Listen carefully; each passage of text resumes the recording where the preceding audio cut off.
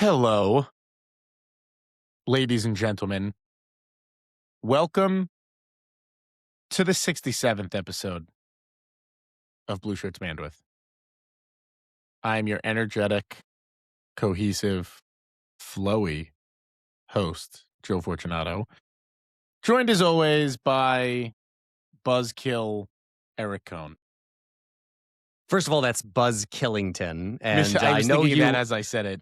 I know you want a good story about a bridge, and I can give you a good story about a bridge later if you want. I thought you were going for like the William Shatner school of acting in that intro there, where you just insert pauses in places they don't necessarily go. That's how it goes. I kind of like it. I kind of like what you're doing. Maybe you evolve into the Christopher Walken school of acting, and you just throw in some punctuation where it otherwise would not be in sentences. It's kind of the same, but it's not quite the same. But overall, yeah, I like it. It's all fun. Listen, you're switching it up, which is fun. You gotta have fun, because you know what's not fun? The fucking New York Rangers are not fun. Yeah, God. So they're not fun. 67th episode. Thank you all for being here. Thank you all for joining. Blueshirtbanter.com, $85 a year for all your ad-free New York Rangers access. You can also join at the $40 a year tier, where you can get access to our Discord if Eric ever makes it go live. But you can also comment. You can comment on stories like the question thread that Eric puts up every single week, and we ask those questions, if we don't think they're stupid, on the podcast itself. As an extra bonus, this podcast will be visible to all of your eyes on YouTube, because I finally got the ring light that Eric wanted me to get. YouTube.com/BlueShirtBanter. You have no idea, as a listener, as the audience, the fucking hell that I had to go through to get this YouTube account back. So you will watch us there and subscribe there. I'm not asking. I am informing you of what's going to happen. So go to blueshirtbanter.com or youtube.com/blueshirtbanter and join us. Eric, is there anything you'd like to add? No, I hope you enjoy watching us and seeing our darling faces, Joe. Even though he's still slightly poorly lit, it's fine. I'm not annoyed by it in any way. But we know that Joe needs all the help. Giving me things to have. Yeah, I literally bought the thing you told me to buy. I'm going to now send you an Amazon link for like a floodlight or something like that. Maybe that will help. I don't know. You may be on repair. I may have to upload this to AI and see if it can upscale Joe and make him a good podcast host. I mean, AI could do wonders, Eric. Maybe it could do this. It can. Maybe it can. A little bit of housekeeping before we get into the Budsman report. 67, if memory serves me correctly. There are two Rangers. Nieves wore 67? Very good. I was wondering if you were going to get the other. Of course, we know Benoit Pouliot. And yes, the man, the myth, the legend. 2017 to 2018. Now, Chip, just for your knowledge, Benoit Pouliot played for the New York Rangers in 2014. The New York Rangers are a hockey team.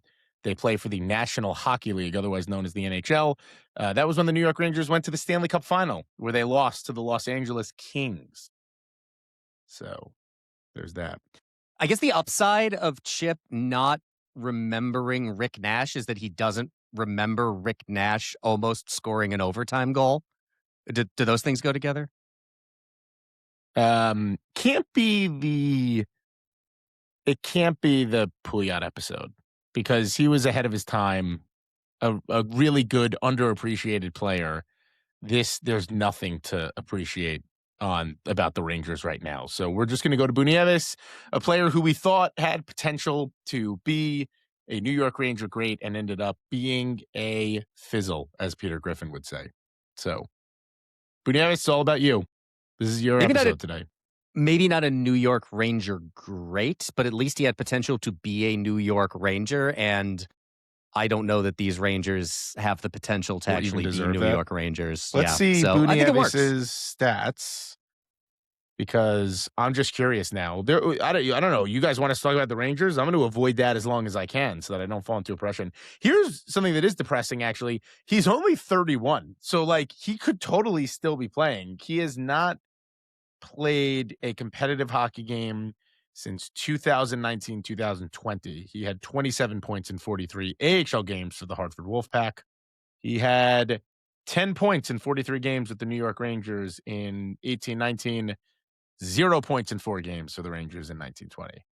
A Michigan hockey product. Second round pick. All right, Nieves, this one is to you. I don't know what you're doing right now, but I hope you're happy wherever you are. You deserve it. You could probably make the New York Rangers right now, actually, if you decided to lace the skates back up. You can just figure that out. Just find a way to get into training camp, maybe get Mike Sullivan's phone number from somebody, and you'll be fine. You'll be absolutely fine. Eric, how are you today? We should note we're recording on Tuesday, so we will not be obviously in the know of what happens tomorrow. I can take a guess as what's going to happen in that game, but as we're going to get to on the podcast, there is nothing from this point forward that we're going to talk about that actually matters from a micro perspective. Every game doesn't matter. The Rangers are not making the playoffs. The season is fucking toast.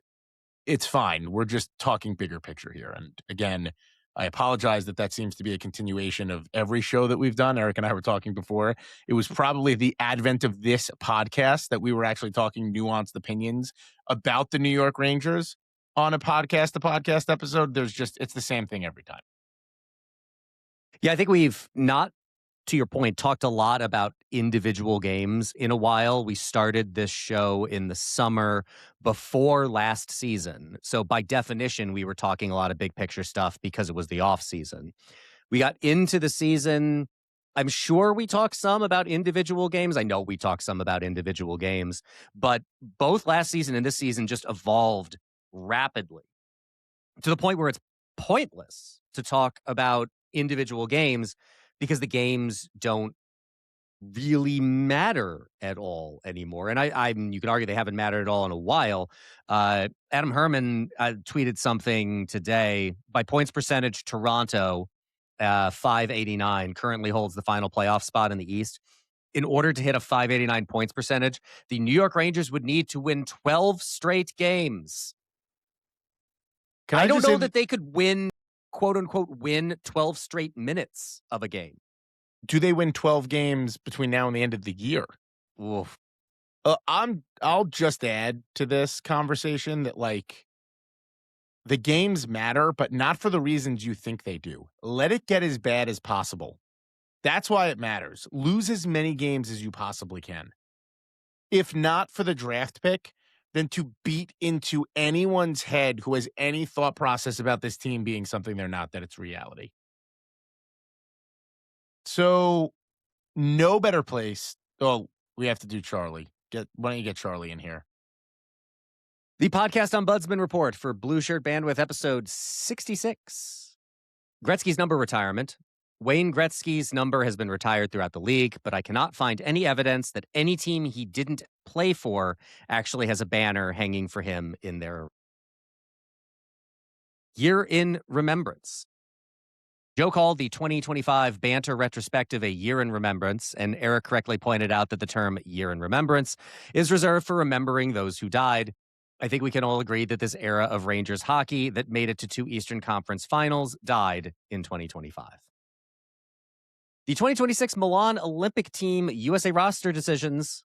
During the discussion of why Adam Fox was left off the Team USA roster, it was questioned whether Fox's missed assignment on Connor McDavid's overtime goal that won the Four Nations faceoff contributed to him being left off of Team USA.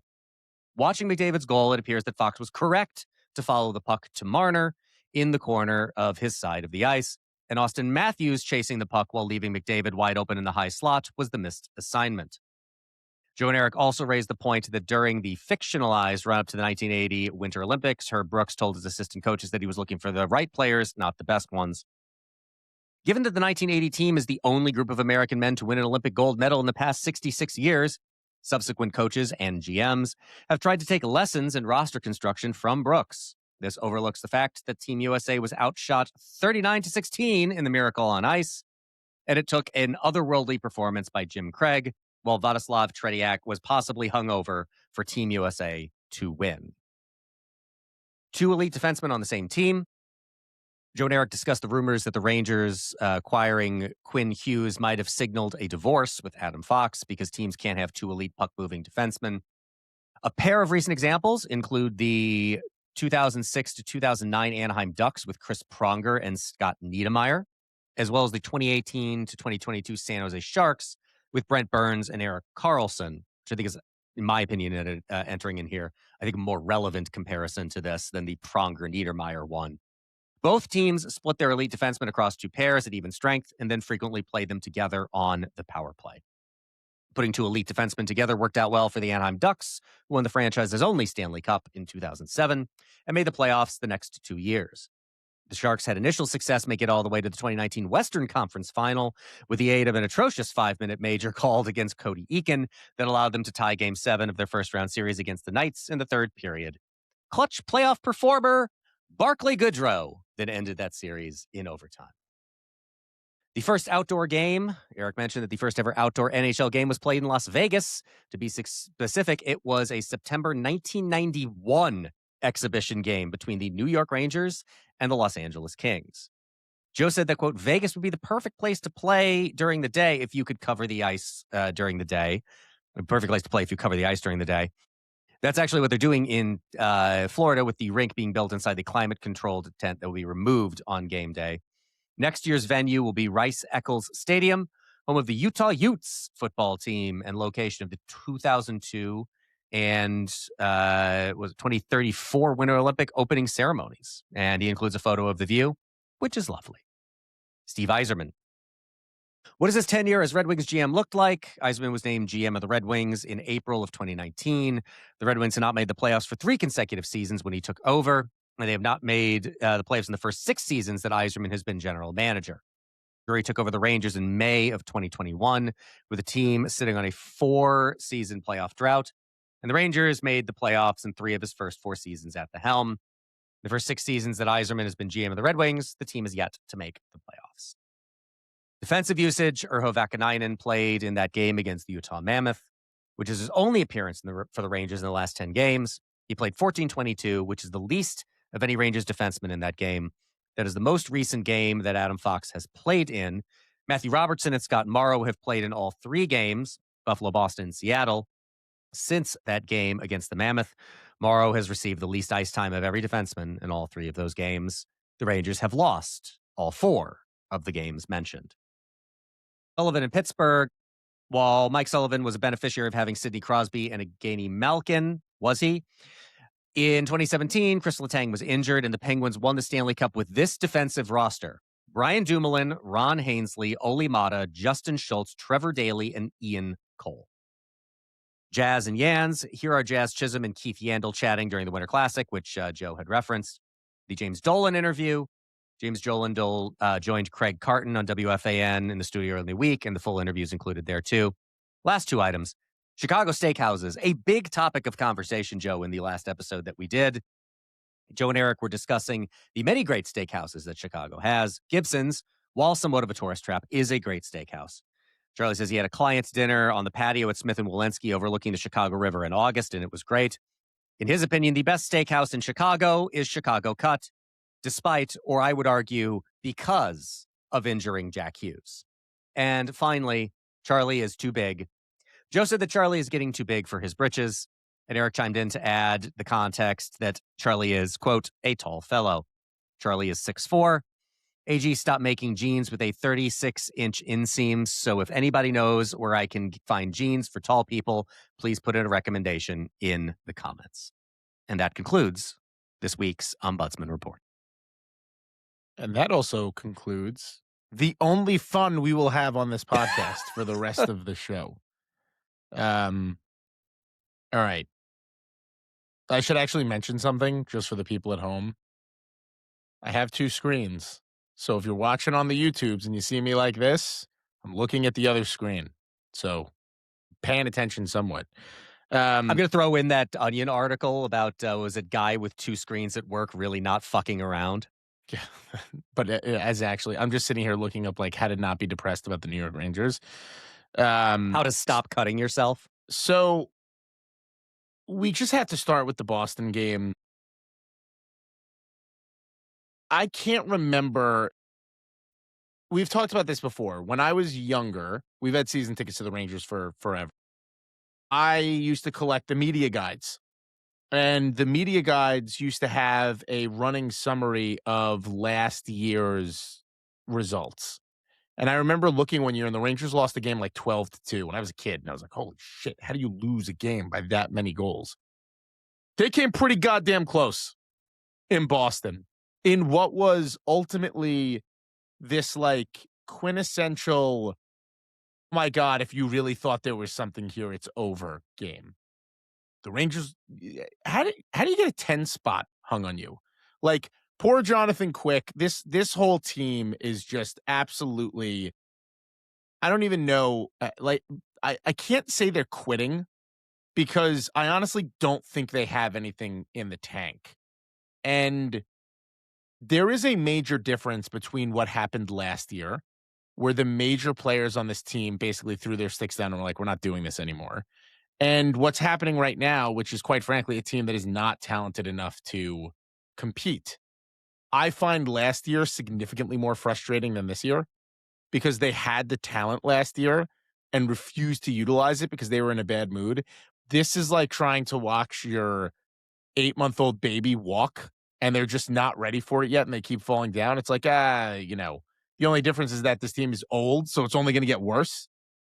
But we'll talk about that as well. Eric, takeaways from a 10-2 loss in Boston where the Rangers were winning 1-0, by the way.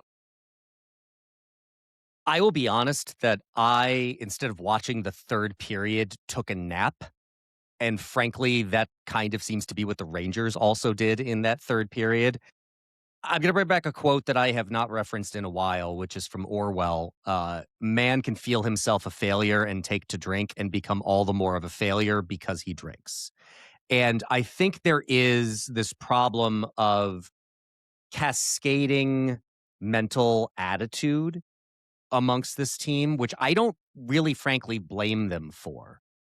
The last time this season, Joe, that we probably talked in a granular way about the team's performance in games was the very beginning of the season, where they were generating shots, they were out shooting their opponents, they were out chancing their opponents, and they could not score, especially at home.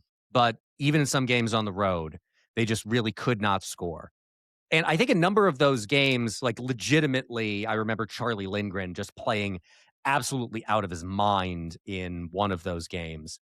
It was like they kept getting goalied. And I think the truth is somewhere in between, that and this team just being utter and absolute garbage, that at that point in time, at least, when they were closer to fully healthy, that they could generate shots and they could generate chances, and there wasn't enough finishing ability there. And the goalies they were playing against were playing really well. Now, I just think so many things have gone poorly.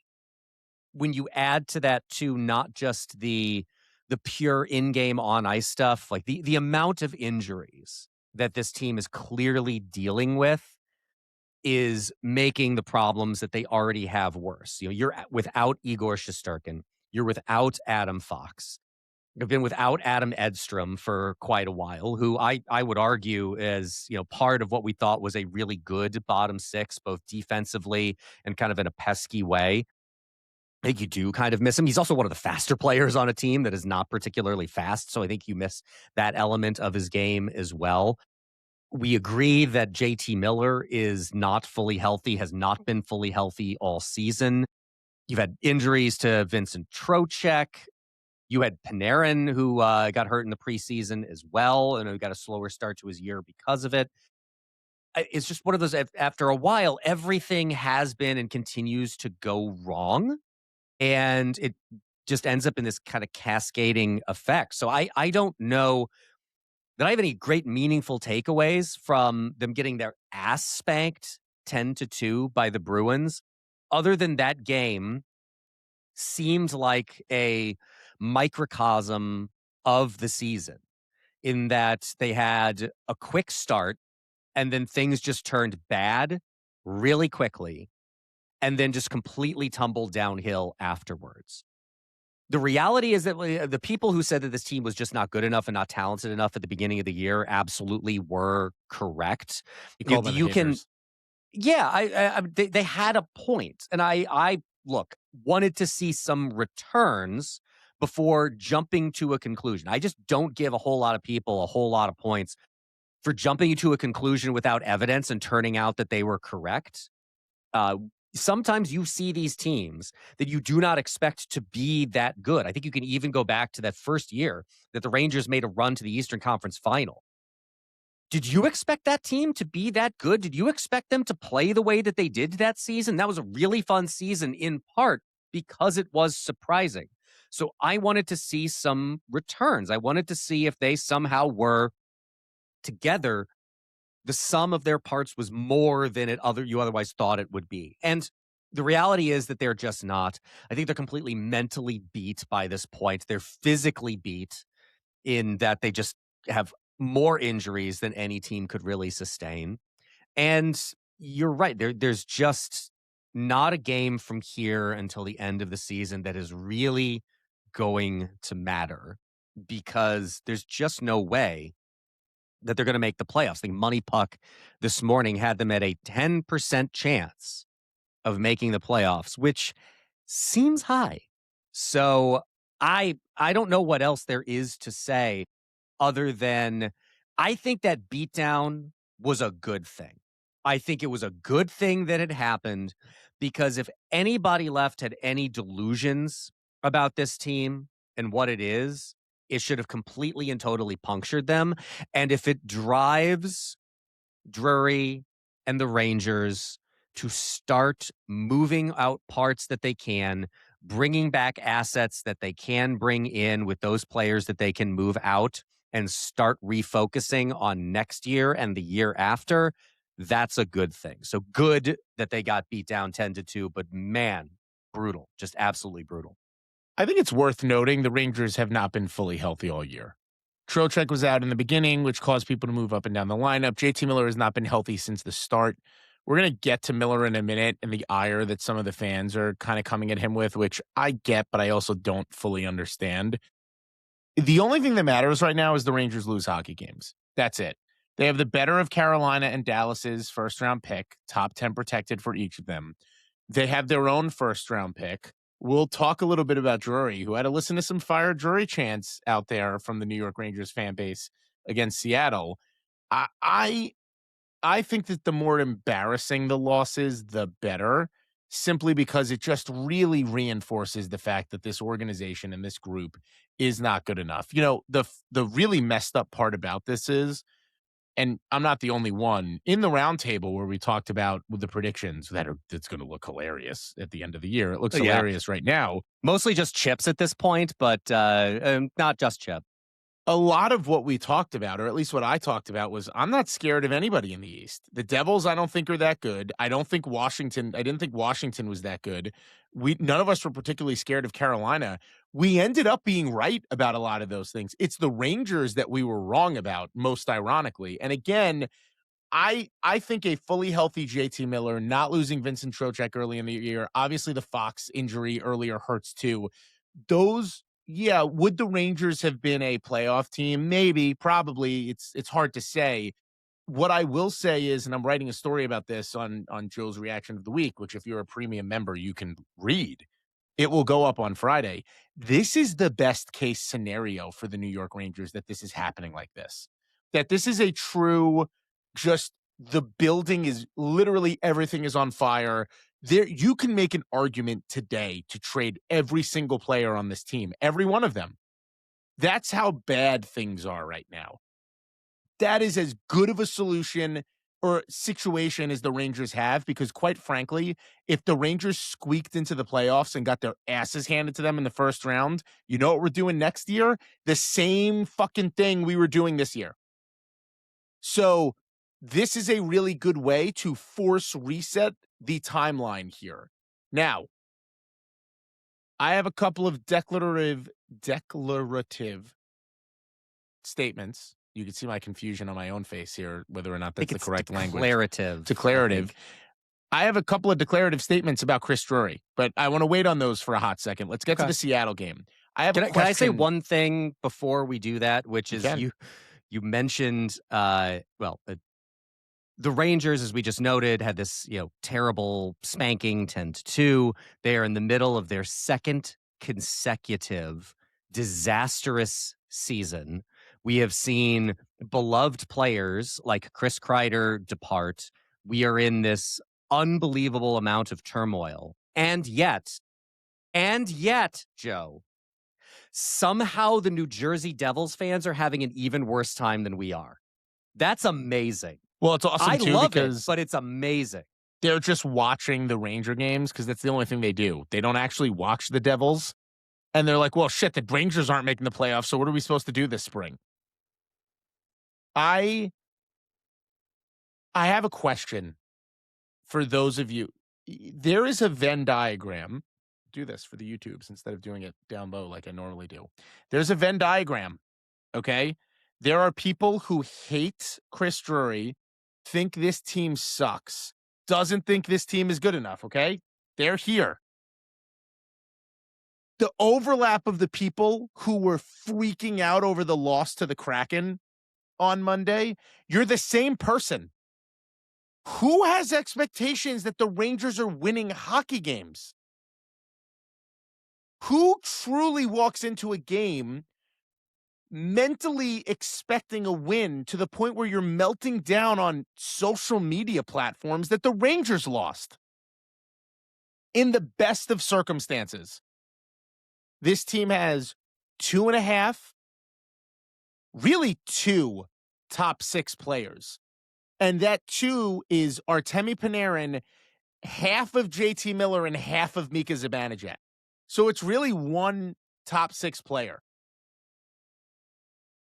And you're upset the Rangers lost to Seattle? Of course they lost. They're a terrible hockey team. Which goes to the Chris Drury conversation we're going to have in a few minutes. They're a really bad team. Why do you expect anything else? And furthermore, you should be celebrating every loss like a win. Because A, it gets you closer to burning this shit to the ground. And B, maybe you get a lottery ticket and a first or second overall pick. And hopefully this one is actually on a player that is a difference maker for the organization. But you won't know until you get there. What would this team look like if Peter Laviolette was still coaching it? Well, they wouldn't even go out and play hockey. When the Bruins scored a goal during the intermission, and then everybody had a trope for however long it was, Peter Laviolette legitimately would have just left the arena. He'd be coaching in China. Although apparently, speaking of, did you know Gallant was like sick or something? No, and now he's taking like a this. leave of absence from the Shanghai Dragons. I don't know how serious that is, but we made mention of it, and then apparently I saw that it came out that he's not taking a leave of absence. I was unaware of that when we were mocking him. I hope everything's fine. That's all I'm saying. I hope he's healthy, fine, and go back.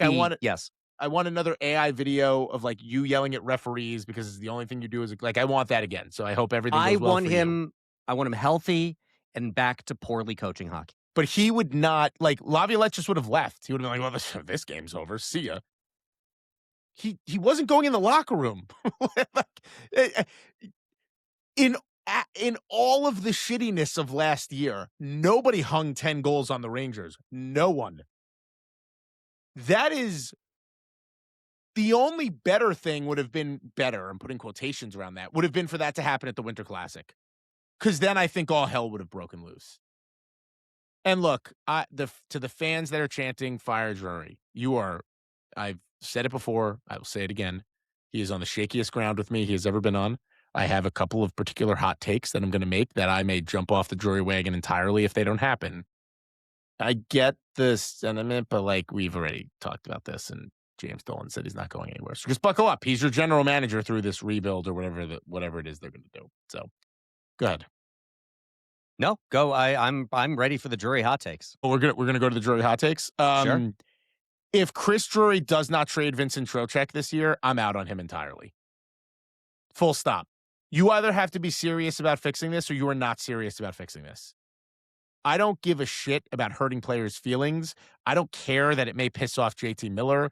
I don't care that, we got through the media that he's gotten put Perot under his wing. I don't care. We're going to have a conversation about Alexis Lafrenière being a complete failure for this organization this year. Fine. Totally cool. Whatever. Some of the quotes that he had in the media. Fine. Whatever. Lafrenière is not a leader of this team. The obligatory Vincent Trocheck, we didn't get enough shots. We should be embarrassed. Yeah, you should be embarrassed. You should be embarrassed about all of this. It shouldn't take a 10 spot against Boston to be embarrassed. I'm over this. There is still so much stink from last year. We're talking about changing the culture, right? That requires actually changing the culture. You're not getting rid of Mika Zibanejad. Legally, he needs to approve it. He's not going to. Let's move on with our lives there. You're probably not trading JT Miller. I would assume the New York Rangers are trading Artemi Panarin. The return is going to be not exciting. It is going to be a so late first-round pick. It is basically a second-round pick in some future year, plus a not exciting prospect and maybe a depth player. Rangers have plenty of those because Panarin is a full no movement clause and he can pick where he's going to go. You know where he's going to want to go? Florida, Colorado, Vegas. End of list.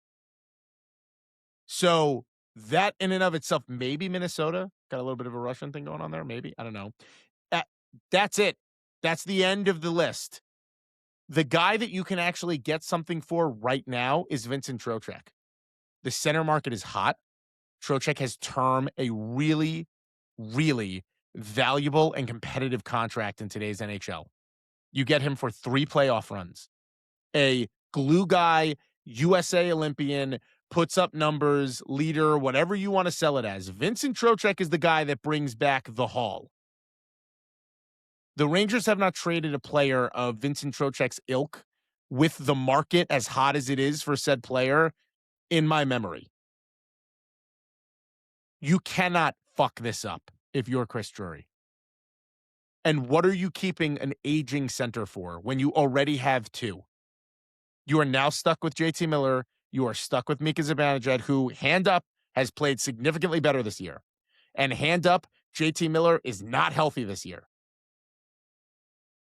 But I have no reason in any logical sense to keep Vincent Trocheck on this team.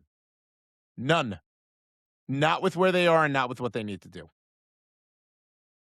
I said some nice things about Vincent Trocheck on the last episode, and then almost immediately he made me regret them with the stick throwing incident that wasn't what he got that unsportsmanlike penalty for, but it was for not stopping bitching at the officials after the stick throwing incident, which of course gives them a power play. Which game was that? It was the Utah. Was the Utah game? I don't even remember. These are all blending Buffalo? together. Was it Buffalo? It was Buffalo. Now Charlie's going to correct this no matter what, so I'm just going to go on. He better not correct it because we corrected ourselves. Charlie, I'm stop. uncertain. I don't know. I am uncertain. I don't remember. They all are blending together for me at this point because it's all the same trash. But it's that kind of stuff, and then the comment, which I don't even remember exactly what he said after the game. There's a little bit on one hand of, we're going to get to JT Miller and people jumping all over JT Miller's comments after the Kraken game.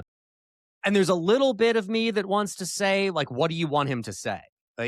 What exactly do you want him to say in these situations, right? He would rather be giving different answers in the sense that he would rather be giving them after wins rather than giving them after just awful losses. But that's probably not going to change in the near future. So I don't really know what you want him to say, but for, Trocheck was just kind of dismissive of that whole episode. No, that was a really stupid fucking thing to do. And if you are the leader, if you are that glue guy, then don't do that kind of shit. So I appreciate Vincent Trocheck for immediately disabusing me of any of the good things that I had to say about him. I agree with you. You have to trade Vincent Trocheck because the market is so hot for centers right now. And because you're going to be dealing him to a team that is actually going to play him where he really should be, which is at 3C. That's his ideal. On a contender, you want Vincent Trocheck as like a third center.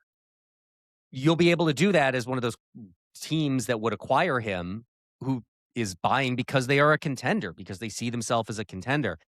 And that's when you get people to overpay. Like you look at what the market appears to be and the lack of centers who appear to be available. Like you look at what Christian Dvorak just got from the Philadelphia Flyers. That is how people perceive the center market right now. So I agree with you. You have to trade Vincent Trocheck. It is a non-starter. If you are serious about rebuilding or at least retooling this team, there is zero reason to not trade Vincent Trocheck. Zero. You're not going to be able to get out of the Miller business. You're not going to be able to get out of the Zibanejad business. There is exactly one player you can trade who really can't say no to anything. Believe he has a 12-team no-trade list.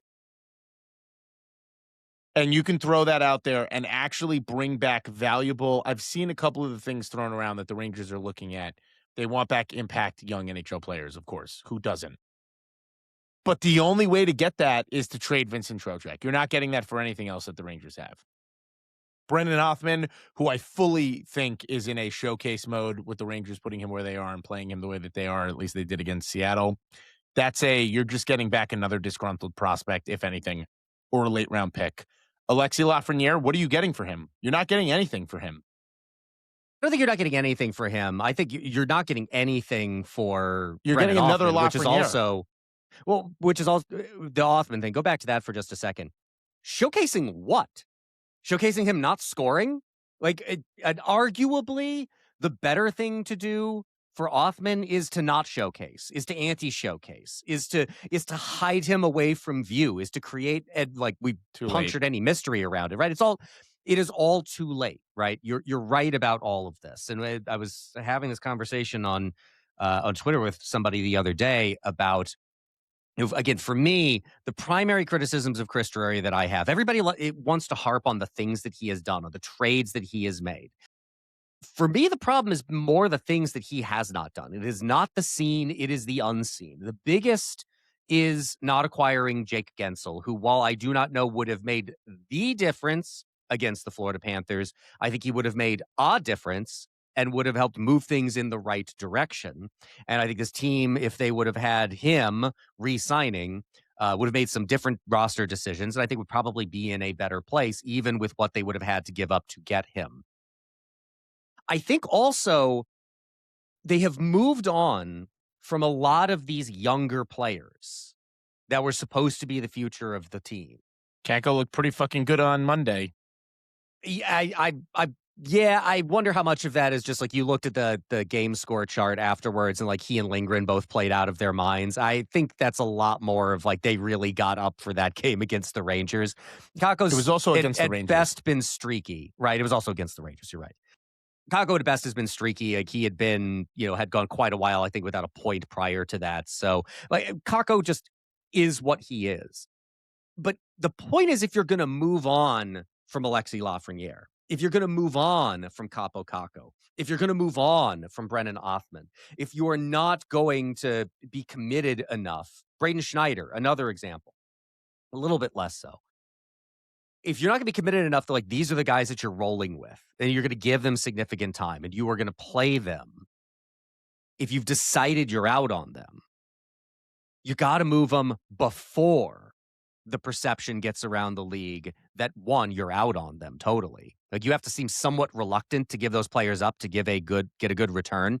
And also, if you really think that they aren't the guy that you thought they were, move Lafrenière a couple seasons ago, like at least last season, and with some perception that he might finally become the guy that we saw against Florida in the playoffs on a regular basis. But I just think for Drury, it has been waiting too long to make these moves rather than making them a little too early. Like we talk about this with regard to the Brassard for Zibanejad trade, that you moved on from Brassard a little too quote unquote early rather than late, which is why you were able to get a good return in that trade.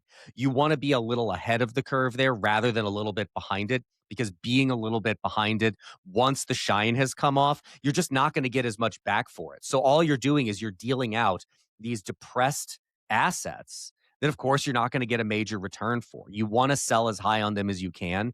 And I think in all of these cases, they've waited too long to sell. And they also just haven't fully decided, like, we are going with these guys. We are going with Brennan Offman. We are going with Alexis Lafrenière in a higher role and with more responsibility at an earlier point in time. We really started doing that with Capo Caco to not move him as up and down the lineup as I think happened with him. And now we're looking at, again, moving out assets that are not going to bring back the return that they once could have because they've been here too long underperforming. Yeah, I think the problem with Lafrenière was the Rangers, quite frankly, they didn't know. They had no idea what they had in him because he hadn't really been given a quote unquote opportunity in the sense that we thought that he sort of did get the year that he did very well with Laviolette. The problem is what we've now come to learn is Lafrenière is not a driver. He was part of a brilliant line with a gunning Trocheck and Artemi Panarin, and it worked because he's really good in that situation. But he is not the type of guy who is going to lead a team in scoring on his own. This is just kind of what it's turned into. Yes, I think that is all correct. I would say that the thing that now seems to be seeping out, and I'm going to quote Phil, the author of our Great Media Bites column, which you should all become premium. You should all become premium members in order to subscribe and give us money, Joe, which is why we should give Phil a lot of credit because the column is amazing and people should pay in order to access it. I'm going to read a comment of his under this story from Molly Walker in the New York Post that had a quote from Alexis Lafrenière about the turnover he had against Buffalo, where he said, I don't remember it too well. So it's Lafreniere's I don't remember it too well answer to a question about his momentum-crushing power play gaffe in the Sabres game was unbecoming of a first overall pick. I'm going to read Phil's comment here. I've been saying it for months. He strikes me as happy to be here. Zero killer instinct. There's no extra gear here. Hockey just isn't that important to him. That's the feeling he exudes. I get the same feeling watching Alexis Lafrenière, listening to Alexis Lafrenière talk when he does talk.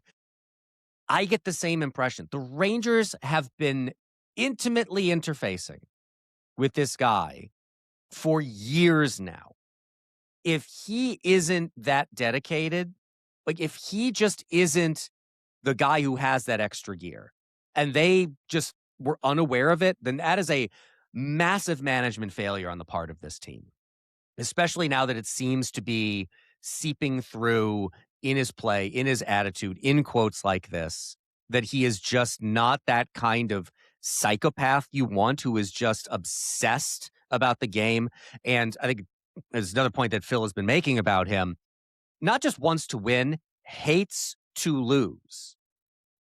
I just don't think he's that guy. And I think they should have known that a couple seasons ago. So maybe the bigger indictment is giving him that extension.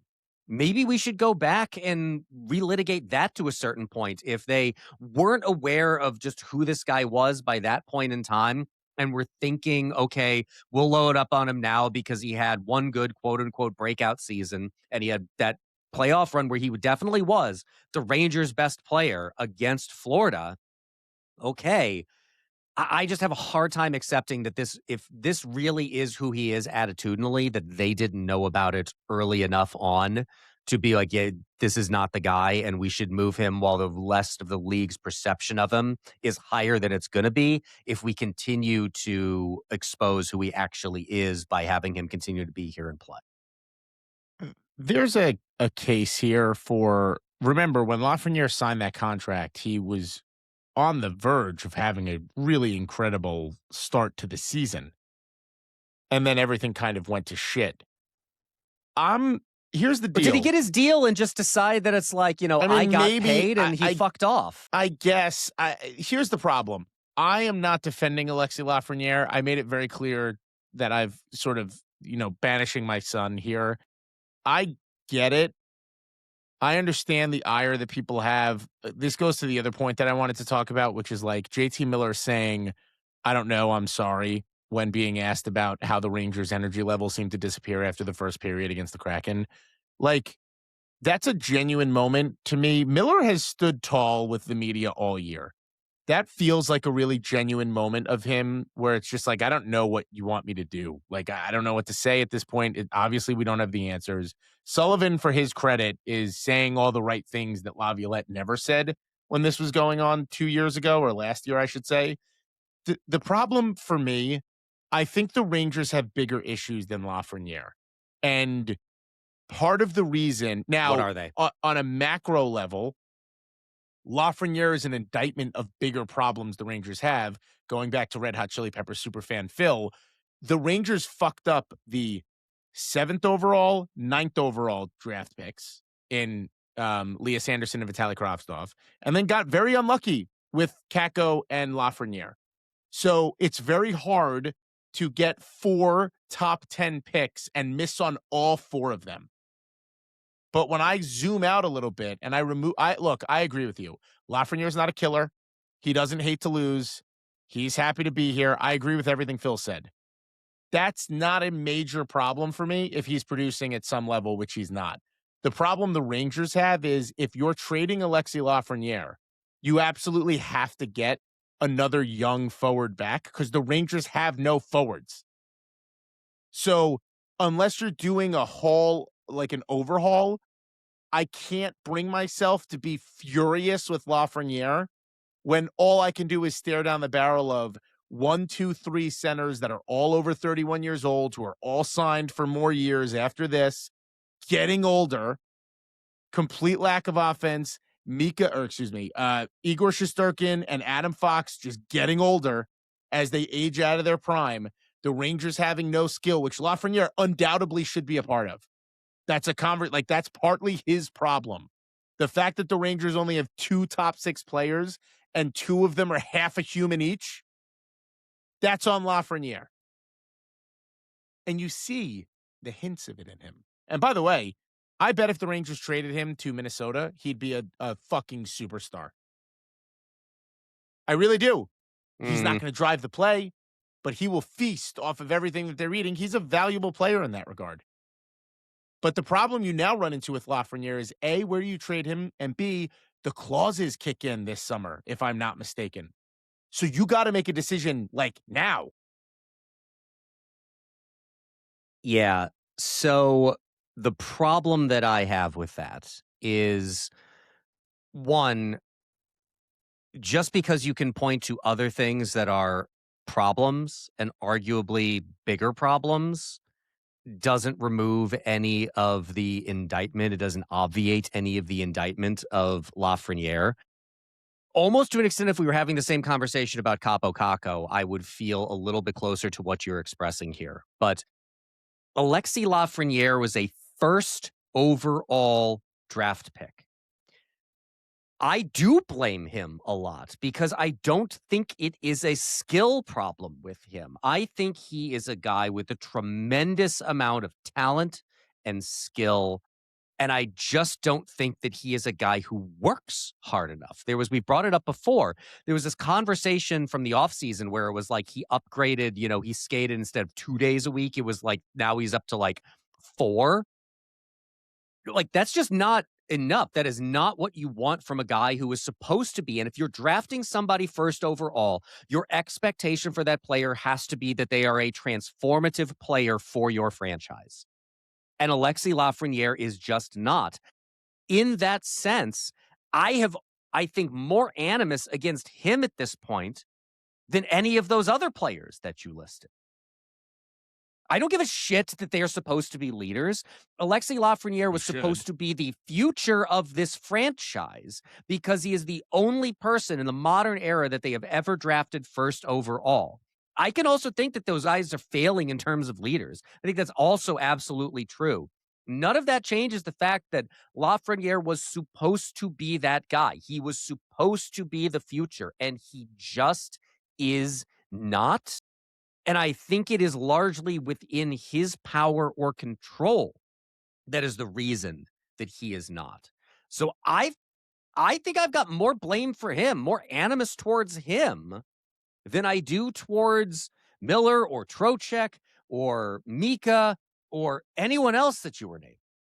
To be fair, my argument is not these other bad things are happening, so Lafrenière deserves a pass. That's not it at all. I can't bring, when I go down the list of things I'm most annoyed at, Lafrenière is like third. I think it's absolutely ridiculous that JT Miller is playing hurt, and I think it's only happening because it's an Olympic season. Otherwise, this would not be happening at all. But do you think Miller would be playing like this if he wasn't going for the Olympics? How many times has he been injured? If they would have just sat him the first 3 weeks of the season, we may not be here. I think we probably would still be fairly close to here because I think we agree even with do you think this team is a healthy JT Miller away from being good enough to actually be a playoff team? I think we know enough at this point that the answer is no. With how bad the East is, no, I don't agree. I think they would be a playoff. Now, would they win playoff series? Probably not, but I don't know if it would be this bad. Again, it's a good thing that this is happening. It's just I just don't give a shit about anymore about he's playing hurt. I agree that he's playing hurt. I agree that they are playing him because of the Olympic stuff.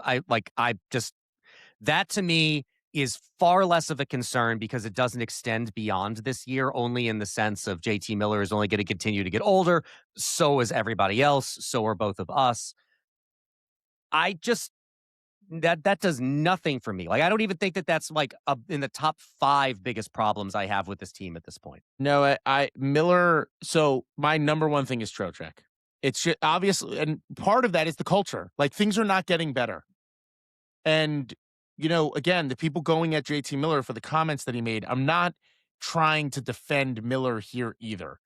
Because as I put in my notes story, you can make the argument, and I will, in defense of him, that he's hurt. But if he's choosing to play, he's responsible for the product he puts on the ice. It just straight up and down, that has to be how this exists. If we're going to be fair. Sure. But the problem I have there is I think you and I both agree that with an off season coming up, and a long one at that, because the Rangers are not making the playoffs, you expect JT Miller to be better next year, right?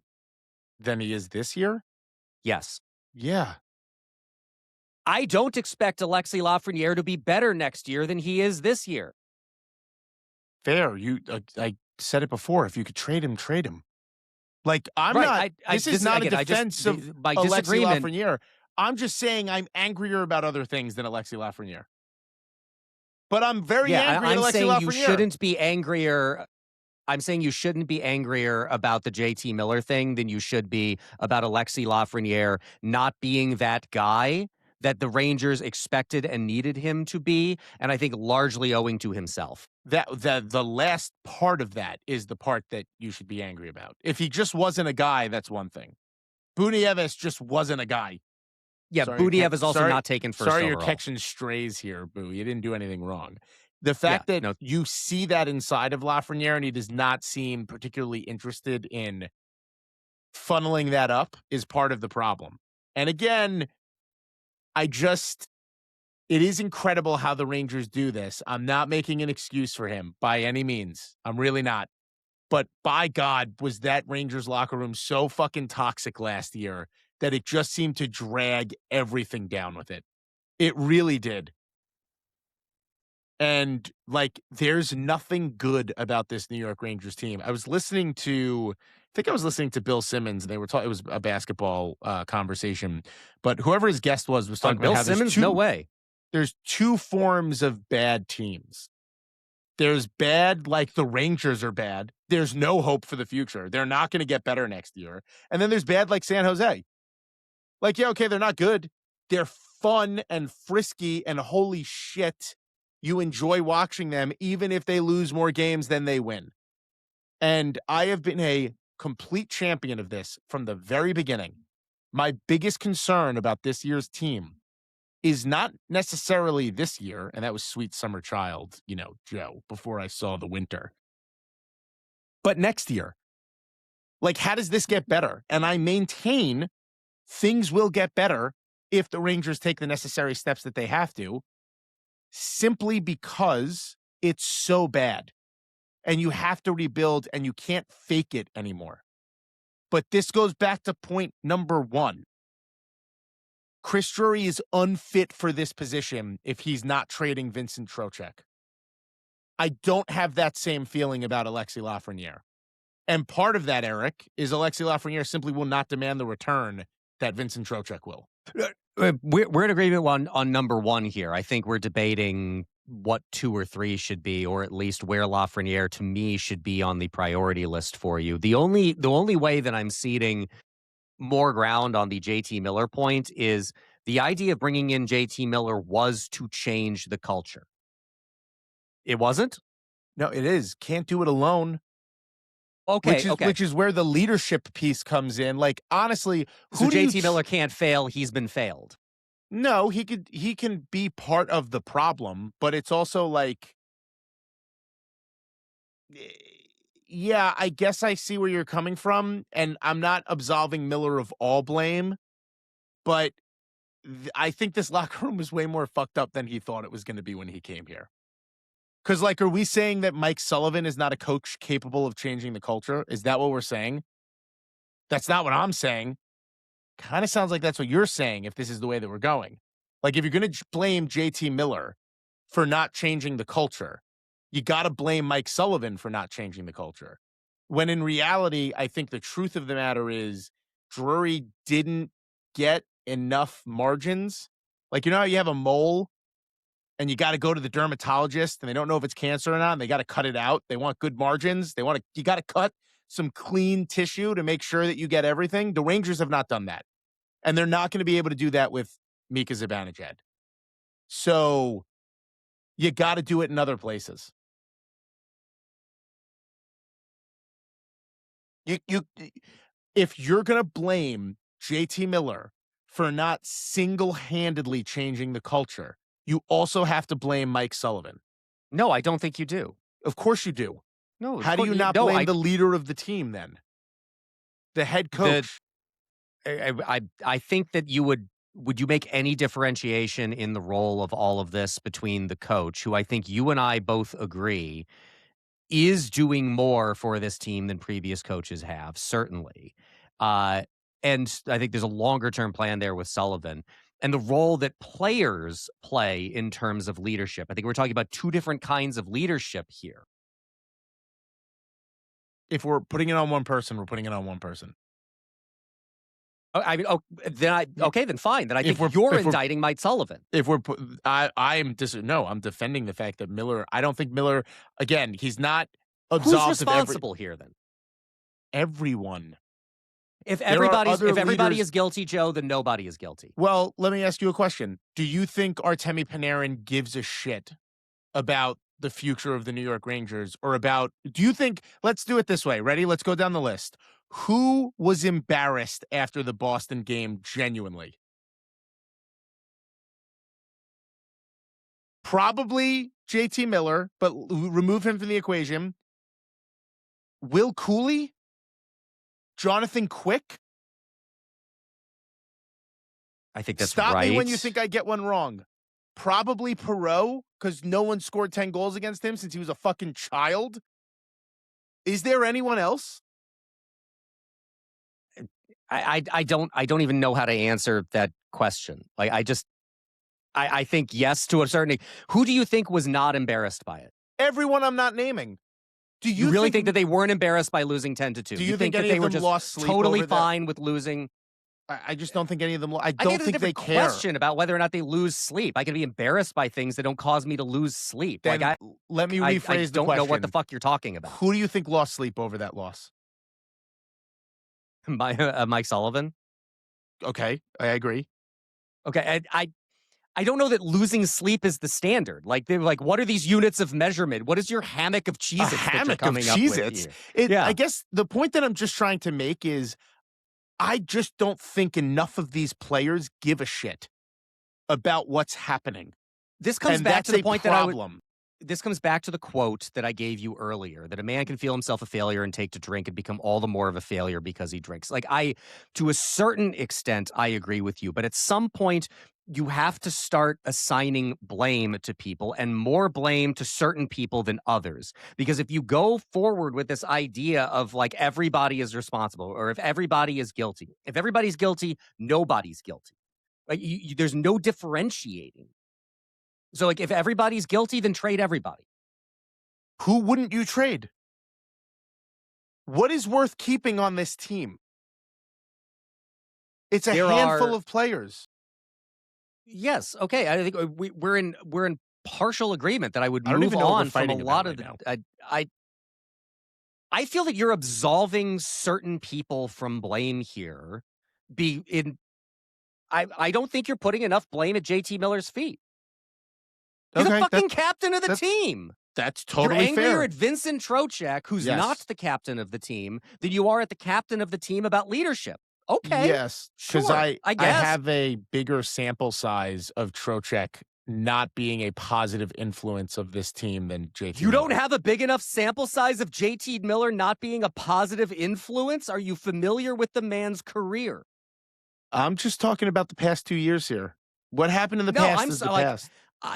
Bull fucking shit. Just saying to you. Bullshit. All right, Bullshit. let me you can't distill. ignore the fact that JT Miller was shipped out because he was an immature, petulant little bitch. He continued to be an immature, petulant little bitch with the other teams he was at, which is why he got shipped from Tampa to Vancouver. There were problems in Vancouver that I agree were not fully JT Miller's fault, but I also now think you do not get to absolve him entirely of that. And then the Rangers brought that in. You want another major indictment of Chris Drury from me? Bringing in JT Miller. Fucking terrible idea. Not just because of the age, but because I'm sorry, he is still who he was. I don't see anything to suggest to me that he's this changed person, that he's this person deserving of being named a leader of this team. No, I don't see it at all. I don't agree. I really don't. I've seen more good performance in that sample size that you're talking about from Vincent Trocheck, where he has been a positive part of the New York Rangers, than I have at all from JT Miller. All of last year and all of this year. You've seen positives from Vincent Trocheck? Why are you cutting it off at 2 years? This is fucking arbitrary. No, I actually think going back to the advent of Miller's career with the Rangers in 1943 is arbitrary. I don't give a shit about what happened. We're talking about who the player is. I'm talking about... You're saying he's like, this is some shock that he has not been a great leader in these 2 years when it has been the track record of JT Miller's career. I'm not concerned about old Ranger teams. I'm concerned about cleaning this team from the stink of last year and this year. Okay, if you're not concerned about you're not concerned about old Ranger teams. So again, you're giving me an arbitrary cutoff of when we get to evaluate these players from.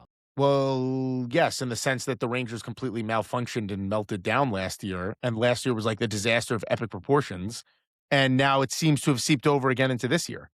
All right, fine. I will stipulate that. What part of JT Miller in all of this is a solution to you? I don't think, first of all, I was the one that said I would have pressed the button and reset the JT Miller trade, which you yelled at me about 3 weeks ago or 4 weeks ago, whenever we did it. It was much longer ago than that, but okay. I don't think it was. But Charlie, figure it out. And if I'm wrong, don't put it in the report. Go find the episode. It was far more about, and I stipulate your point that you could LTIR Hedel. It was a disagreement on largely that point of all of it, that it was more of getting out of the Philip Hedel business. But that doesn't change anything about who JT Miller is. I wanted to believe that JT Miller could potentially be better than what we had seen from him previously, not just on the ice, because his on-ice performance, the points he had put up, and we saw this in Vancouver, wasn't the issue. The fact that he has maturity problems was the issue. They gave the captaincy to somebody with a track record of not really being a leader, of having those maturity problems, which got him shipped out of 3 previous organizations. But have we not spoken on this show about how we felt like JT Miller was actually taking the leadership portion of this team seriously, that he was actually speaking to the media? I don't feel like Miller has not been a leader this year. I feel like if you're going to try to clean house, look, if I could trade Miller away, I would, for a variety of reasons, not the least of which is the Rangers don't need 3 centers over 30 on this team. I am not suggesting you don't clean house entirely. I don't think they can or will. The bigger issue for me is that if we're going to have this conversation about what the Rangers look like right now, why they're in the place that they are, I don't think they got rid of enough of last year's core.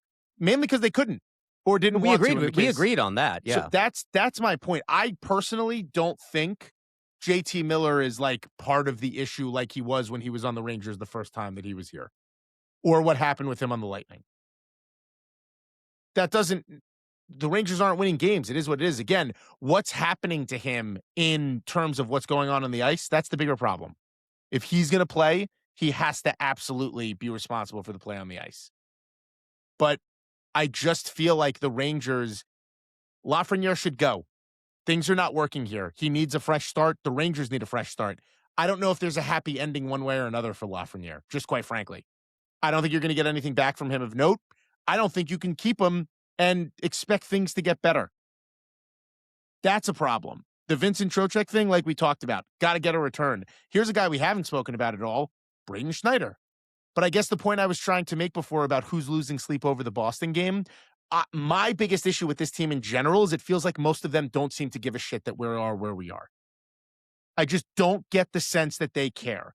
This is not Henrik Lundqvist crying at his locker, albeit after losing the Stanley Cup. So if we're going to lay blame at Lafreniere's feet for not giving a shit about hockey, which we can do and should do, that blame needs to fall everywhere. And this, like, cookie cutter, we weren't good enough, like, we'll figure it, like, that's not good enough either from the leadership. Mika, I at least kind of feel like is sad, but I actually don't think he cares. I need guys to care. Your point about Lafrenière is an absolutely accurate one. Do you give a shit or do you not give a shit? It's pretty clear he doesn't give a shit. Ryan Lindgren gave a shit. Not that you want to keep him, but that's what I'm talking about. Like, so maybe giving a shit is not necessarily the biggest arbiter of it's not an arbiter of success. It's just I don't trust any of these players to dig the Rangers out of the hole they've dug themselves in. And this is why I'm cutting off from last year. Last year was an unmitigated disaster. The team quit. The vibes, no BS going into the start of the year this year. There's been nothing but bullshit. JT Miller project. Nothing but bullshit. Again, I'm not absolving Miller. I just, the argument of like who Miller was when the Rangers shipped him out is not the argument that I would make about him today. You're right. He's the captain of the team. I fully agree. It is partially his responsibility to change the culture. But I think he is fighting an incredibly uphill battle. And if you're going to blame JT Miller for not changing the culture, you also have to blame Mike Sullivan. And I would blame neither of them at this current time. There are leaps going on there that I think at this point in time, it's not worth an even continuing to dissect. But I think that the point again about Miller is I think you're investing way more faith in like he's fighting an uphill battle. I don't fucking know that he's fighting it at all. I really don't. Like you're the one saying that nobody gives a shit. That applies to him too. So why are you saying he's fighting an uphill battle? He's not fighting anything. He's not doing anything at all. I had a handful of players I thought cared. You think JT Miller cares? I do. I don't know. I don't know how you determine that. I will, because he says a couple of nice things in the that you like in the locker room to the media afterwards. Okay, so it's not as bad embarrassing statements as you got from the team last year in that disaster season. He has better quotes. Whoopity do. Whoopity fucking do. He has better quotes. The same shit that we keep hearing after every single loss and nothing changes. Is there any real accountability there? I don't see any real accountability there. I don't see any evidence of this give a shit that you think he has. What would change if you're not changing the players and the Rangers are just getting more hurt? From an on-ice perspective, nothing. Everything has to go is kind of the point. The funny part is I think we're agreeing on this. I think we are too. You just want to fight. It's a fucking podcast, Joe. Like, what is the interest if You're we just stand here saying, like, if it's two bitches saying to each other exactly all the time, Well, right? people could look. There's no could look fun at in us. all of that. I'm. Yes. I do have a like give a shit a meter that I care about. I would like to think. Let me ask you a different question. If the first Peter Laviolette year they lost 10-2 against Boston, I feel like a lot more players would have been like beside themselves. And I think it's just become country club. Like, this is the Rangers. We fucking lose. It is what it is. That's not okay. That has to change. And again, that is completely on Chris Drury. Oh, let me ask this question. If this 10-2 loss had come in the third week of the season, do you think the reaction of those individual players that we're talking about here would have been different than it was a couple days ago? Yeah, for sure. So I come back again to there's a cascading problem with all of this, that these things have continued to get worse. They gave all the right answers. It's, again, it's that Orwell quote where it's like they feel themselves a failure and they become all the more of a failure because of that sentiment that they have about all of it. So that's not absolving them for not being, animated and, screaming in the locker room about how pissed off they are, which frankly I would think was performative at this point anyway. I just think you're investing a lot more value in certain things that I just don't think have all that much value. We're agreeing on the blow it the fuck up. We agree on that. I would ship out Vincent Trocheck. I too would ship out JT Miller if it was possible to do so. I think that, like, I'm happy to declare that the JT Miller trade a mistake by Chris Drury. It is an understandable mistake, which I think is the disagreement I will have with some of the clown face avatar people out there. Fine, whatever. I don't fucking care about them anyway. But I think it was a mistake. So fine with like blowing this up. Fine with tearing it down. I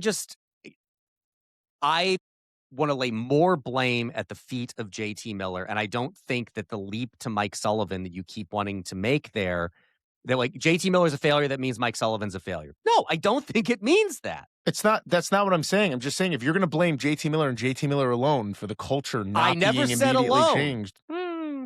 I never said alone. The captain bears more responsibility than a lot of other people. Fair, sure. I never said alone. We should probably get to questions. We probably should. I hope one of them is about JT Miller. You two can ask questions. Blueshirtpanther.com. Eric puts up a question thread. You got to be one of the members to do so. L-Man, do you agree the Rangers' top priority should be make the team a sustainable Stanley Cup contender for the long run, even if it means trading with division rivals like the Islanders, Flyers, or Capitals? Yeah, you should trade to whoever gives you the best return. I give no shits about that. Yeah.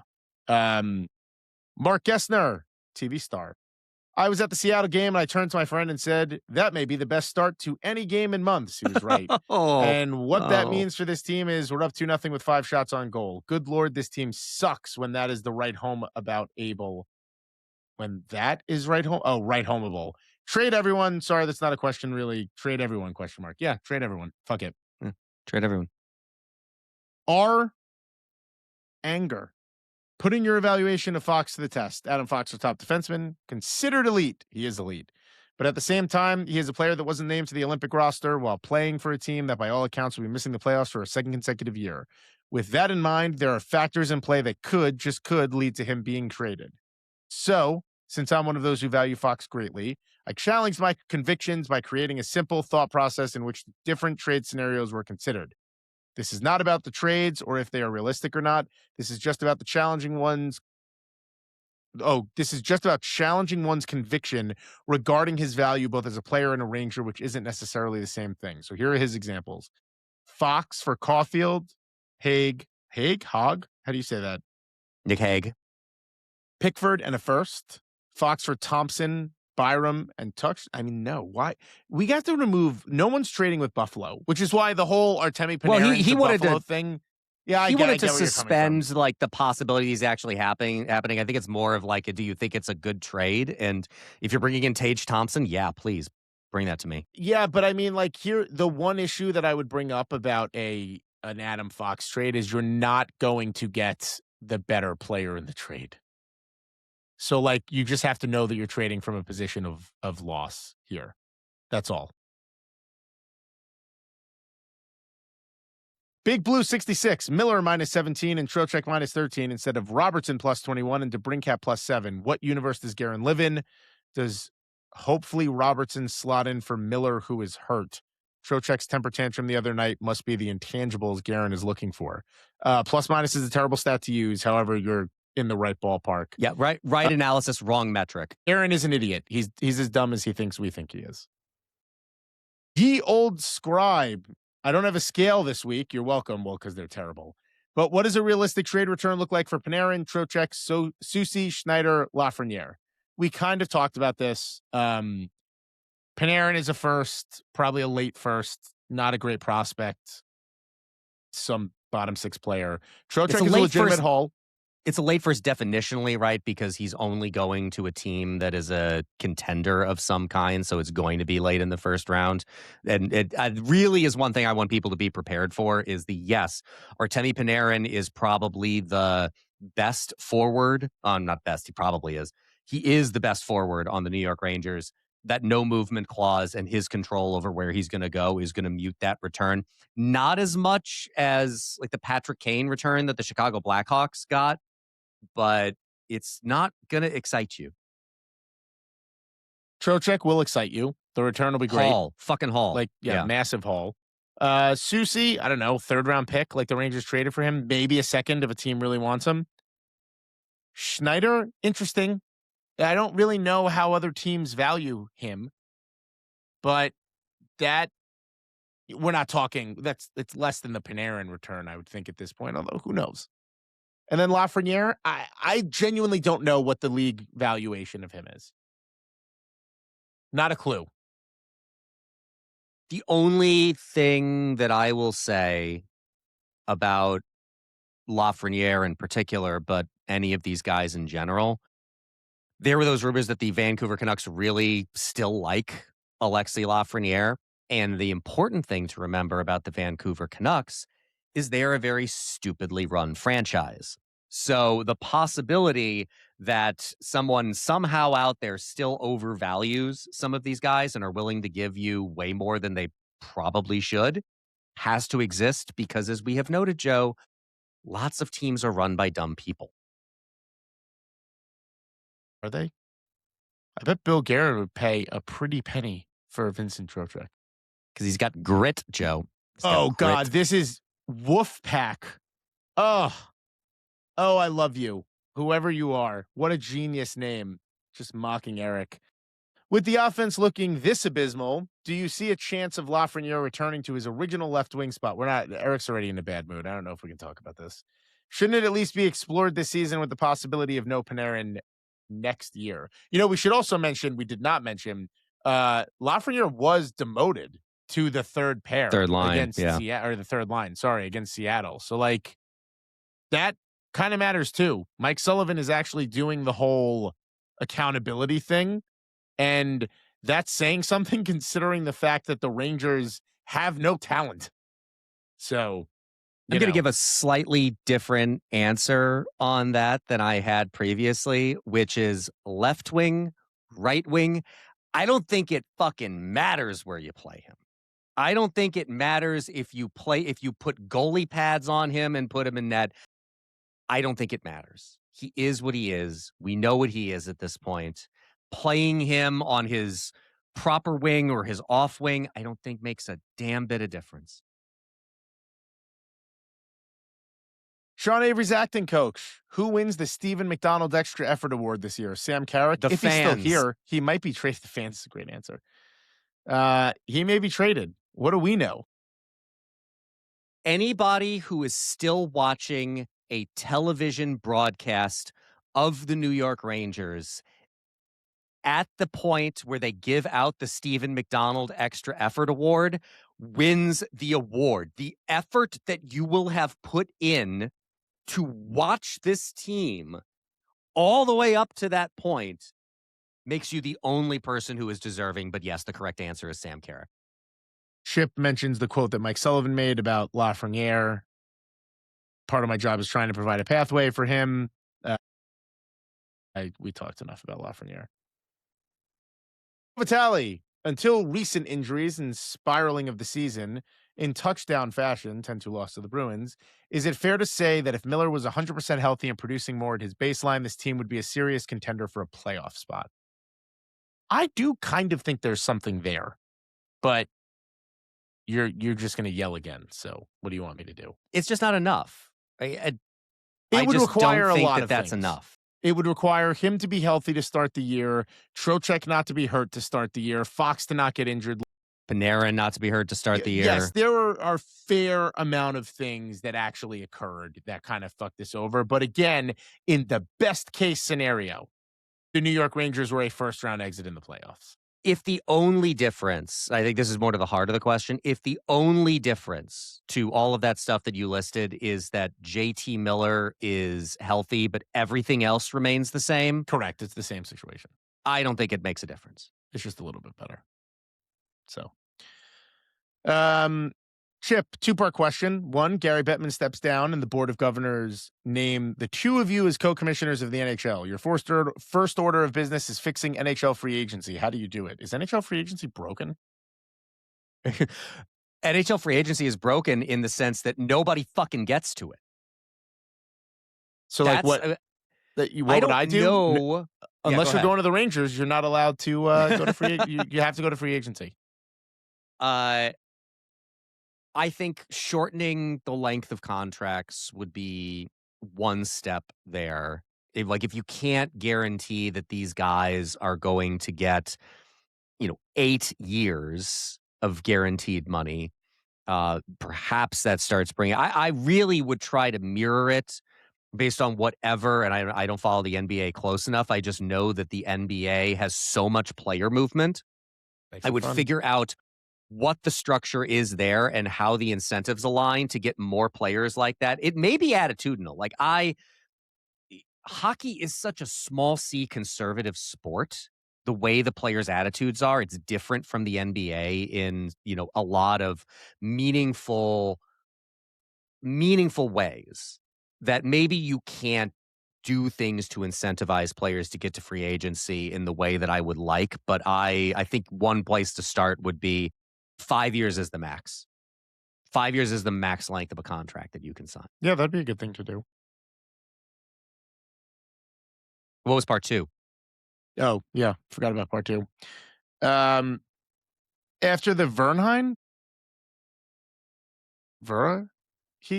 whatever, hit on Artem Zub. What is this? Everyone is screaming that the hit was dirty and the Department of Player Safety is a toothless joke. Now, Dolan has done a lot of... Oh, my God. Oh, Verhaeghe. Carter Verhaeghe. Now, Dolan has done a lot of things I disagree with, but he was screaming about this before everyone and was called a buffoon for his troubles. I don't necessarily know if Dolan was it was the way Dolan handled it, that it was just that statement of listen, George Parros is obviously a major issue. What do you want me to tell you? It's not going anywhere. Marchand not being suspended because the Rangers and the Panthers are playing in the Winter Classic is just what do you want? What is it? It's just what it is. Yeah, I think it's probably a really bad idea to have a former enforcer type guy from the National Hockey League in charge of player safety. A guy who didn't give a shit about player safety when he played is going to give a shit about player safety now that he's out. I mean, I guess I understand the logic theoretically and the kind of you hire a thief to catch a thief kind of thing, but I don't think the evidence we have shows that is working out. That Verhaeghe hit was one. You can start by blaming the refs in that game. They called a 2-minute boarding penalty on that, what I think easily should have been a 5-minute major and an ejection, which starts the conversation with player safety in a different place. But player safety is a joke. Dolan was right. My background is in marketing. And it's not just delivering the right message, it's delivering the right message at the right time in the right way. And I don't think the Tom Wilson statement accomplished what they wanted it to accomplish because of the way that it was done. That doesn't mean that they were wrong. They were absolutely right about that. Tom Wilson is an epic piece of shit, and the NHL has refused to deal with him properly for far too long. But this is just an overarching problem with the NHL. Marchand should have been suspended, even if that meant him being suspended for the Winter Classic. And Carter Verhaeghe should have been ejected from that game. So lay some blame at the feet of the referees, but player safety in the NHL is a joke. They don't take it seriously. And with George Peros running it, I don't know why anybody would think that they would. Full agreement here. Nicole Vitale asks, are the Devils the Rangers of last year? Probably. Yeah, pretty much. Yeah. I mean, it could be worse. This is a circumstance where like everything is imploding and it's awesome. And they just expected that they were going to get, they were just going to get Hughes for free. And now they're here. It's fucking awesome. Yeah, the part that I actually did not know is that they had brought back Martin Brodeur as part of the operation and management of that team, and apparently has a role in the goaltending. And I think it is really interesting how Jacob Markstrom seems to have gotten worse since he got to the Devils. Like I had that, I don't know if you had that fear that this seemed like a team, the Rangers being stymied by Akira Schmid or whatever the guy's name was. I really had this fear that when they brought in Markstrom, it's like, shit, this team is a real goaltender now and is going to be a problem. And then all of a sudden they were not. And Markstrom was not as good as he was in Calgary.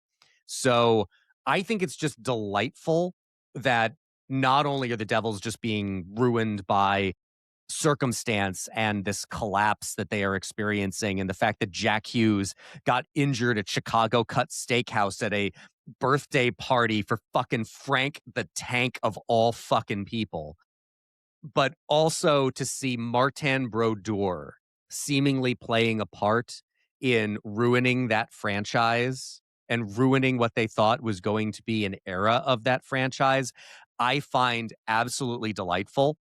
And I think the big message is, and you want to, for people who think you can say nothing good about Dolan and some of the management choices that he has made about the Rangers, I think there is one you can point to that was absolutely the right thing to do repeatedly, which was never hire Mark Messier. You look at these examples of bringing back legends of the team to have some major involvement, and it doesn't pan out so well. Well, and it's been like a constant conversation as well, in the sense that it feels like the Rangers continuously get to this point and, Messier's name comes up and then nobody knows what's going on. Whatever. We're beyond this. Careful with that axe, Jim. This really isn't Chris Drury's fault. It's not even Dolan's fault. Subtract Dolan, and the Rangers had won one Stanley Cup in 60 years. And for much of that time, there were only 5 other teams. Gentlemen, what is the true main reason why the Rangers never get out of their own way? Big city, big pressure, curse, whatever it was that gave us Chip, that is the curse, by the way. Listen, I take my superstitions very seriously. Pissing in the Stanley Cup with the paid mortgage of Madison Square Garden, yeah, probably not the best idea. But then they won the Stanley Cup, so something else had to happen when the Rangers won the Cup in '94. Was it were they disrespectful to the cup? Like, if you've read Carpinello's book about all the crazy shit that they did, it was really the Rangers and what they did with the Stanley Cup. Like, they left it at a strip club. Like, they did all kinds of insane shit. It really is that leads to the NHL having a guy whose job it is just to be with the cup, to make sure that people don't fuck it up. And they still do. And they still do to a certain extent. That's obviously true. But like, if you would have had that guy, they would have like left it in a bar or left it at a strip club or done things like that at a minimum. I don't know. And we were talking about this a couple weeks ago, that we were originally talking about it with Buffalo, and then Buffalo went on a heater. We'll see how that all plays out with Buffalo, but how there are just kinds of places that there seems to be something in the water. Buffalo, Toronto, the Chicago Cubs in baseball for so long, right? The Cleveland Indians, now the Guardians in baseball for so long, that there just kind of seems to be something about those franchises. Are the Rangers just one of those sad sack franchises that bad things just happen and keep happening, and there's just futility, and there's just not a whole lot that seems to be able to be done about it? I really am, in a way, kind of baffled, and maybe for the first time, really afraid that the Rangers are just one of those teams. I do think it's a variety of things. It is big city, big pressure. It's hard to win the Stanley Cup. So like, There is I don't that know. too. Yeah. Uh, Hang on, I lost my thread here. Looks like Corona Jonas, I believe, is says next. you can always say trade everyone but Fox and Igor. Who else do you really? Oh, you could always see trade. No, I think could he meant to always say. Yeah. say trade everyone but Fox and Igor. Who else do you realistically not trade? Perot, Laba. I get like here's the thing: if somebody came and offered me an incredible package, I'm pretty much trading everybody. Yeah.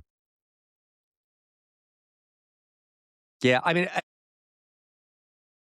I could go down the list of players who I think are young enough and interesting enough that I think you would keep, but of course, with the caveat of if you get blown over, go ahead and trade them. But yeah, I mean, I think this is really, Joe, is the one of the things that pains me so much about this year's team, even more than last year's team, is you and I both have watched a lot of bad hockey in our hockey viewing lives. We're fans of the New York Rangers. We lived through the dark ages.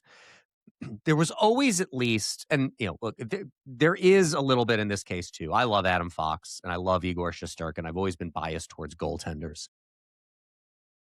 There just isn't a lot to grab onto with this team. Like even Perot, and I think he's been put in a bad spot. At this point, given the trajectory of this team, I am very much back to where I started the year. Send him back to Hartford, please. I don't know what he's getting out of this, and if he's getting something out of it, I don't know that any of it is good. So send him back to Hartford for now. There's just no one on here to get excited about. Like even some of the players that I have loved previously, like I've loved Artemi Panarin as a New York Ranger. I'm ready for him to be gone. I'm just ready to move on from that.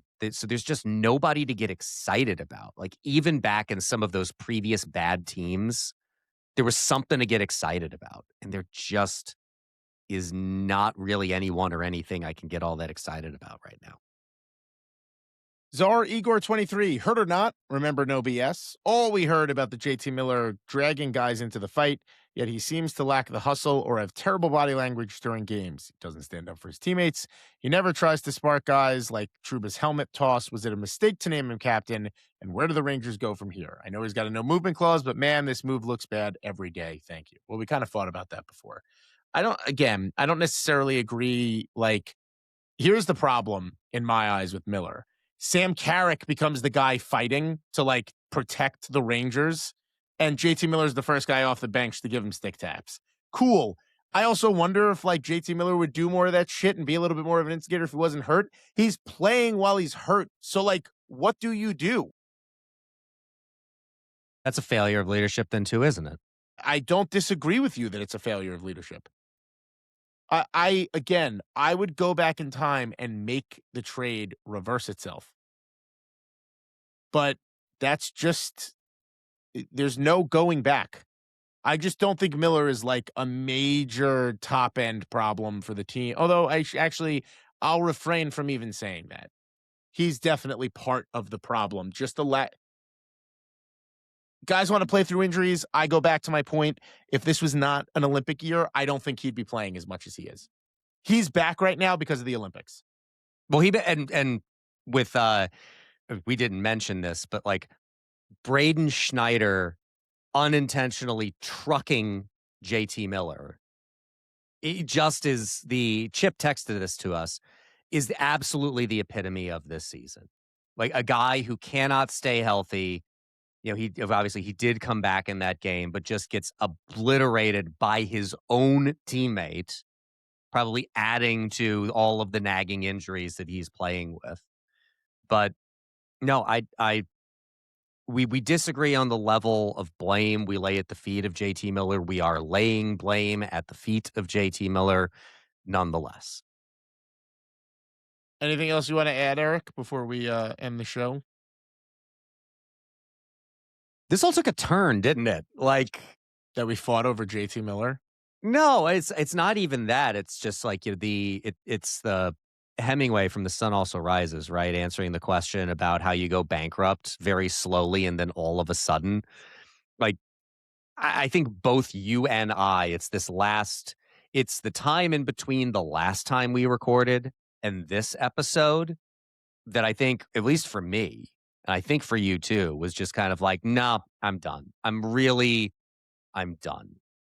That we knew they weren't making the playoffs a week ago when we recorded, but to have watched the stretch of games that we just watched and to see them play and respond the way that they just have, it's exhausting. And, you know, I am, as you've heard, just out on so many players. There's just nothing exciting about a lot of these players. And I'm